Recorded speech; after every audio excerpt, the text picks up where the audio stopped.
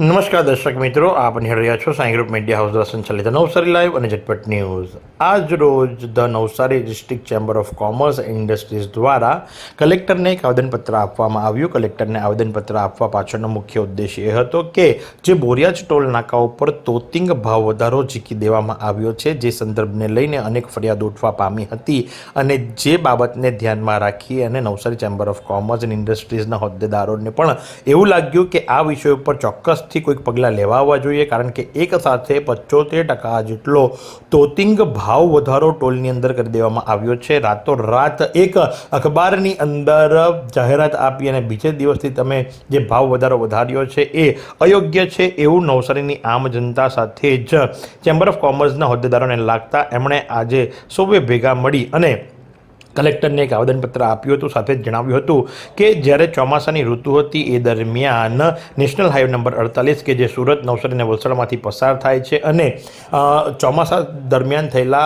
વરસાદને કારણે એ રસ્તાઓ જે ખરા એટલે કે હાઈવેના રસ્તાઓ જે ખરા એ બધથી બદતર બન્યા હતા। એની અંદર મોટા મોટા ખાડાઓ પડી ગયા હતા, ગાબડાઓ પડી ગયા હતા, ત્યારે પણ કોઈ જ પ્રકારની ફી માફી કે ટોલની માફી આપવામાં આવી નહોતી અને ટોલ એ જ રીતે ઉઘરાવવામાં આવ્યો હતો અને જેની અંદર કોઈક સારા કામો પણ કરવામાં નહોતા આવ્યા હતા। આખું ચોમાસું પતી ગયું, તે દરમિયાન લાખો વાહનો ત્યાંથી પસાર થયા, કરોડો વાહનો ત્યાંથી પસાર થયા, લોકોના ટાયરો ફાટ્યા, ગાડીઓને નુકસાન થયું। તેમ છતાં પણ જે કંપની છે, કંપની દ્વારા કોઈપણ પ્રકારના ટોલની અંદર છૂટછાટ આપવામાં નહોતી આવી હતી અને હજુ પણ રસ્તાઓ એટલી સારી કન્ડિશનના નથી, કારણ કે ઘણી જગ્યાએ પટ્ટાઓ નથી, ઘણી જગ્યાએ ઝેબ્રા ક્રોસિંગ દર્શાવવામાં નથી આવ્યા, દિશા સૂચકો બતાવવામાં નથી આવ્યા, છતાં પણ જે ભાવ વધારો કરવામાં આવી રહ્યો છે તે તદ્દન બેબુનિયાદ છે અને આ પ્રકારનો ભાવ વધારો અસહ્ય કહેવાય। માટે કરી અને આજ રોજ તેઓ મોટી સંખ્યામાં ઉપસ્થિત થઈ અને કલેક્ટરને આવેદનપત્ર આપ્યું હતું અને જણાવ્યું હતું કે આ રીતેનો ભાવ વધારો એ યોગ્ય ન ગણાય અને આ રીતેનો ભાવ વધારો એકસાથે ઝીકી દેવામાં આવે એ કેટલું યોગ્ય। સાથે જ જે નાના મોટા ધંધાદારીઓ છે તેમને પણ ત્યાંથી પસાર થવાનું થાય છે અને રોજ ત્યાંથી પસાર થતા હોય તો એમને પણ આ ભાવ વધારો ખૂબ માઠો લાગી રહ્યો છે। માટે કરી અને લોકોના હિત માટે ટોલ ટેક્સ જે ખરો એ ટોલ ટેક્સનો કોઈક રીતે નિર્ણય લેવામાં આવે। સાથે જ જો આ રીતે ટોલ વધારે રાખવામાં આવશે તો એ અયોગ્ય છે અને જો તમારે ટોલ લેવો જ હોય તો તાત્કાલિક અસરથી રસ્તા જે તૂટી ગયા છે એના યુદ્ધના ધોરણે તમે સમારકામ કરો તો જ એ માનવામાં આવશે। આ સંદર્ભે આવેદનપત્ર આપવામાં આવ્યું હતું। આવેદનપત્ર આપ્યા બાદ હોદ્દેદારો શું જણાવી રહ્યા છે ચાલો આપણે સાંભળીએ।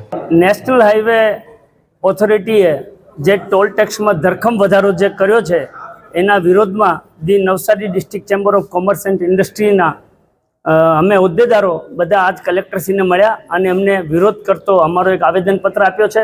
ખરેખર આ ટોલ ટેક્સના વધારાથી વ્યાપાર ધંધા ઉપર અને નવસારી કે જિલ્લાની લોકલ પ્રજા ઉપર એની ખૂબ મોટી અસર પડશે અને જો સરકાર કે નેશનલ હાઈવે ઓથોરિટી આ બાબતમાં કંઈ વિચાર નહીં કરે તો અમારે પછી ગાંધી ચિંધ્યા માર્ગે આગળ વધવું પડશે। એની અમે આ નેશનલ હાઈવે ઓથોરિટીને અમે ચેતવણી આપીએ છીએ કે આપ જો આ બાબતમાં વિચાર નહીં કરશો તો અમારે પછી આગળ વધવું પડશે। બીજું કે રોડની જે હાલત છે એ એટલી બધી ખરાબ છે કે પહેલાં મુંબઈ જતા તો 4-4.5 કલાકમાં પહોંચી જતા, આજે મુંબઈ 8-8.5 કલાક થાય છે। એટલે એની રોડની દુરસ્તી પણ ખૂબ જરૂરી અને તાત્કાલિક અસરથી કરવી પડે એમ છે। તો હાલ તો હોદ્દેદારોએ એમ કહ્યું છે ટોલ ટેક્સનો અવ્યવહારુ વધારો જે ખરો એ પાછો ખેંચી લેવામાં આવે, જે જૂનો ટોલ હતો એ જ લાગુ કરવામાં આવે અને એ ટોલ પણ ત્યારે ભરવામાં આવશે કે જો તમે રસ્તાઓની સુવિધા સારી આપશો તો આજ રોજ the Navsari district chamber of commerce and industries દ્વારા નવસારીના કલેક્ટરશ્રીને એક આવેદનપત્ર આપવામાં આવ્યું હતું અને ભાવ વધારો પાછો ખેંચવામાં આવે એ રીતે જણાવવામાં આવ્યું હતું। તો આ જ પ્રમાણે આવા અવનવા સમાચારો માટે નિહાળતા રહો નવસારી લાઈવ અને ઝટપટ ન્યૂઝ। શું તમે શરીરના સાંધાના દુખાવાથી પીડાઈ રહ્યા છો કે પછી તમે કોઈ સ્પોર્ટ્સ ઇન્જરીથી પીડાઈ રહ્યા છો? લકવાની બીમારી બાદની પીડા સહન કરી રહ્યા છો? શું તમને સ્પાઇનલ પ્રોબ્લેમ છે? તો આ તમામ દુખાવાને હવે બાય કરી દો, કારણ કે માસ્ટર ડિગ્રી ધરાવતા ખૂબ જ અનુભવી ફિઝિયોથેરાપિસ્ટ ડૉક્ટર અમિત પટેલ પાસે તમે આ તમામ સમસ્યાઓનું સચોટ નિદાન કરાવી ફરીથી નોર્મલ જિંદગી જીવી શકો છો। તો સરનામું નોંધી લો, comprehensive care centre, DD street, library પાસે, અનુરાગ સારીઝની લાઇનમાં, નવસારી।